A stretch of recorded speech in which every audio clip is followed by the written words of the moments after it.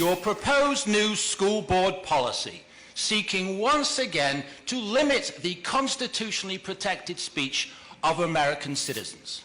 Public address to the board, and we've been ignoring this policy, but it's something I think we probably need to revisit as we go on into our next meetings. Now, when I sat on this school board, I believe some of you old-timers might remember this. A union guy spoke at public comment for 5 minutes. And we have simply been allowing people to speak in 3-minute increments for as long as it took to get through all of the people who were in attendance. And ripped me a new one. He called me the bastard child of Margaret Thatcher. And I sat there and I said to myself, okay, fair enough. Welcome to America. He considers me a bastard because I'm in the government. His logic is sound. What happened was the superintendent and the school solicitor at the time freaked out and they didn't put the tape online the next day. And I called them up and I said, get the tape online now before we get sued for censorship.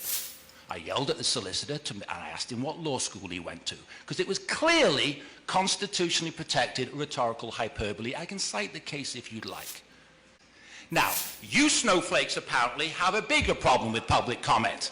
It seems to me that you think you can supersede the United States Constitution. This particular policy, and I've passed a copy to each of the board members so we didn't have to look it back up, does allow for 2 30-minute comment periods per board meeting. So I wanted to put this back out to you. As board chair, it is within my authority to enforce board policy. I've got news for you, School Board President Benito Mussolini. Your power does not supersede that of the U.S. Constitution and the First Amendment rights of the citizens of this great nation. Let's be very, very clear who has the power. Mr. It is Campbell, not government policy.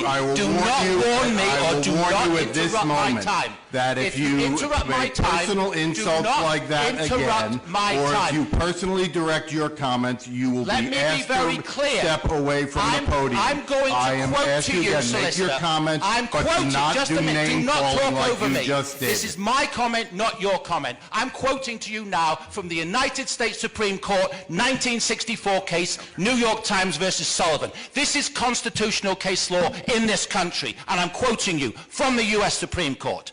The judges wrote that this nation is founded on the, quote, profound national commitment to the principle that debate on public issues shall be uninhibited, robust, and wide open, and that it may well include vehement, caustic, and sometimes unpleasantly sharp attacks on government and public officials.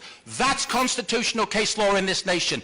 I don't have to be nice to you. Nobody behind me has to be nice to you. If you don't like living in the United States of America, then you can all move to Russia, Cuba, or China. This is the First Amendment. Because my right to critique your fascism, which is what this is constitutionally protected. There are emails, public record emails, in which the Director of Equity is lobbying and advocating for public comment to be censored in this school district.